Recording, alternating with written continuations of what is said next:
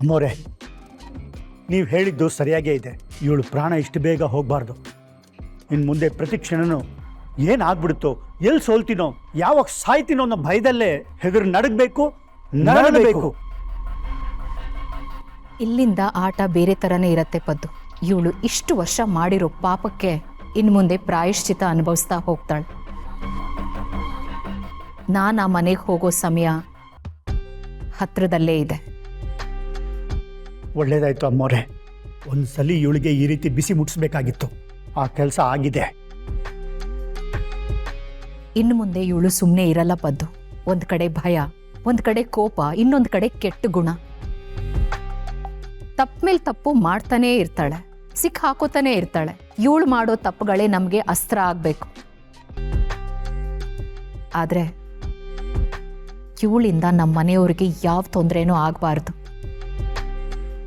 ಇವಳ ಅಂತ್ಯ ನಾವಂತೂ ಹಾಗೆ ಆಗಬೇಕು.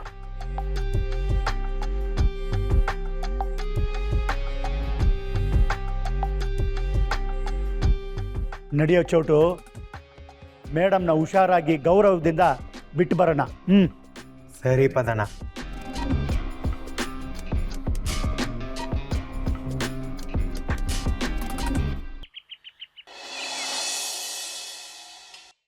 ಅಕ್ಕ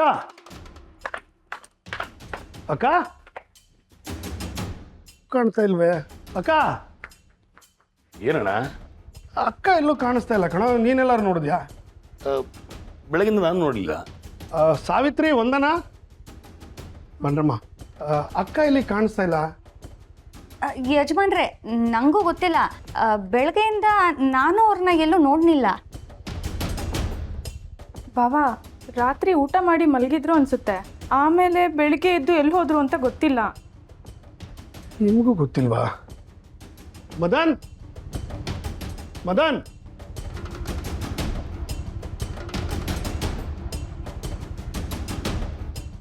ಮಾವ, ಮದನ್ ಎಲ್ಲ ನಿಮ್ಮಮ್ಮ ಕಾಣಿಸ್ತಾ ಇಲ್ಲ. ನೀನು ನೋಡಿದ್ಯಾ?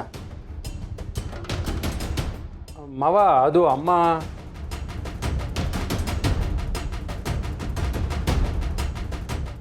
ಇಲ್ಲ ಮಾವ, ನನಗೂ ಗೊತ್ತಿಲ್ಲ. ಇತ್ತೀಚೆಗೆ ಅಮ್ಮ ಏನು ಹೇಳ್ತಾನೆ ಇಲ್ಲ.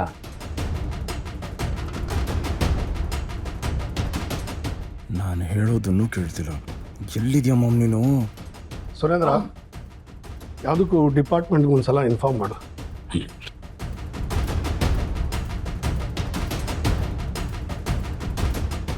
ನಮಸ್ತೆ ಸರ್. ಅಕ್ಕನ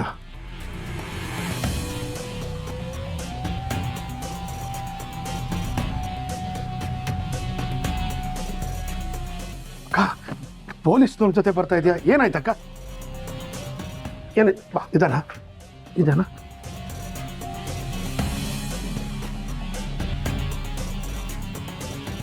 ಅಕ್ಕ ನಿಧಾನ ನಿಧಾನ.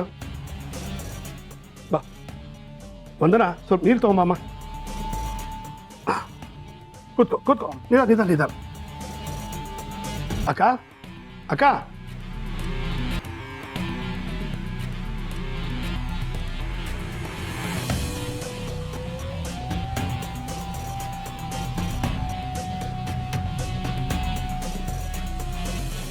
ತಗೋ, ಸ್ವಲ್ಪ ನೀರು ಕೊಡಿ.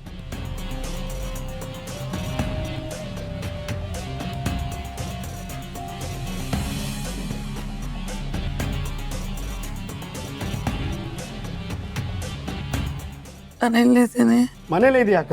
ನಮ್ಮ ಜೊತೆನೇ ಇದೆಯಾ? ಸೇಫ್ ಆಗಿದೆಯಾ? ಯಾವ ತೊಂದರೆನೂ ಇಲ್ಲ.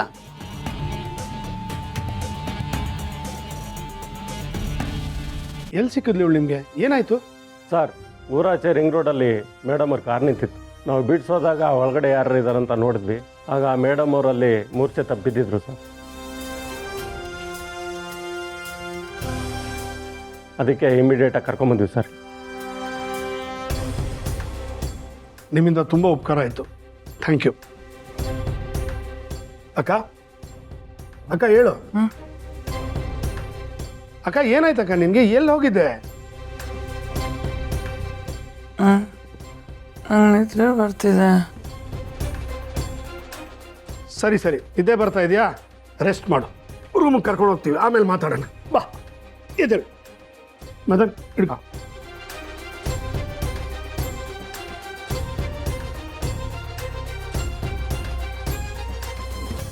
ಮಾಡೋದೆಲ್ಲ ಮಾಡಿ ಈಗ ಭಾವನ ಹತ್ರ ಸಿಂಪತಿ ತಗೊಳಕ್ಕೆ ಎಷ್ಟು ನಾಟಕ ಆಡ್ತಿದ್ದಾಳೆ ನೋಡು. ಥು, ಇಷ್ಟೆಲ್ಲ ಆದ್ಮ್ಯಾಕು ಮತ್ತೆ ಈ ಮನೆಗೆ ವಾಪಸ್ ಬಂದವಳಲ್ಲ. ಶ್ರಾವಣಿ ಕುತ್ತಿಗೆ ಹಿಡ್ದು ಆಚೆ ದಬ್ಬವಳಲ್ಲ, ಒಳಗಡೆಯಿಂದ ಕೂತಿತಾ ಇರ್ತಾಳೆ. ಇಲ್ಲ, ಇವಳು ಸುಮ್ಮನೆ ಇರೋಳಲ್ಲ, ಖಂಡಿತ ಏನೋ ಒಂದು ಮಾಡೇ ಮಾಡ್ತಾಳೆ. ನಾವ್ಯಾವುದಕ್ಕೂ ಹುಷಾರಾಗಿರ್ಬೇಕು.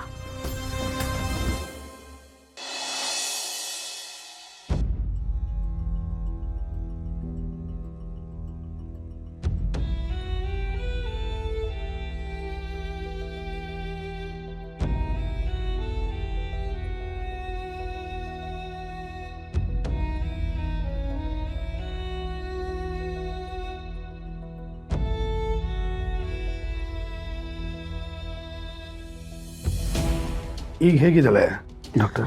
ತುಂಬ ಸುಸ್ತಾಗಿದ್ದಾರೆ, ಮೆಂಟಲಿ ತುಂಬ ಡಿಸ್ಟರ್ಬ್ ಆಗಿದ್ದಾರೆ. ಏನನ್ನ ನೋಡಿ ಹೆದರ್ಕೊಂಡಿದ್ದಾರೆ ಅನಿಸುತ್ತೆ. ಇಲ್ಲಿ ಶ್ರಾವಣಿ ರೌದ್ರಾವತಾರ ನೋಡಿ ಅಮ್ಮಂಗಿಗಾಗಿದೆಯೋ, ಅಥವಾ ದಾರಿಲಿ ಹೋಗ್ತಾ ಇನ್ಯಾವುದಾದ್ರೂ ದೇವಿ ದರ್ಶನ ಕೊಟ್ಲು, ಅಥವಾ ನನ್ನ ಹಾಗೆ ದೆವ್ವ ಭೂತಾನೆ ನೋಡಿದ್ಲು.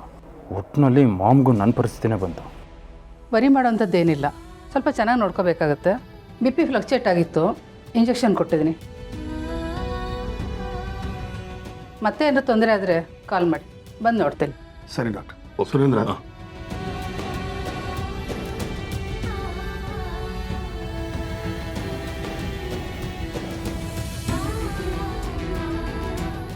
ಏನಕ್ಕ ನಿನ್ನ ಪರಿಸ್ಥಿತಿ? ಮಧ್ಯರಾತ್ರಿಲಿ ಯಾಕೆ ಹೋದೆ? ಏನೋ ನೋಡಿ ಹೆದರ್ಕೊಂಡೆ ಅಂತಿದ್ದಾರೆ ಡಾಕ್ಟ್ರು. ಅಲ್ಲ, ನೀನು ಎಷ್ಟು ಧೈರ್ಯವಂತೆ, ಛಲಗಾತಿ, ಅಂಥದ್ದೇನು ನೋಡಿ ಹೆದರ್ಕೊಂಡ?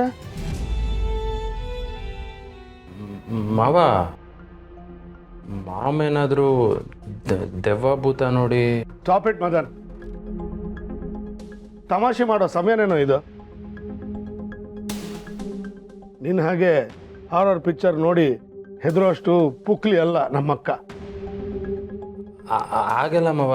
ಸಾವಿತ್ರಿ, ಸ್ವಲ್ಪ ಮದನ ಸುಮ್ಮನಿರ ಕೇಳಮ್ಮ.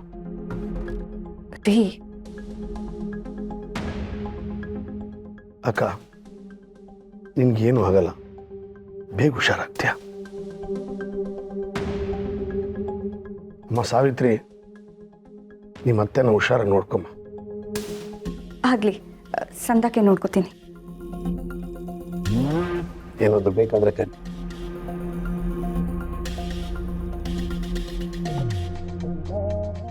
ಶಾಂತಿ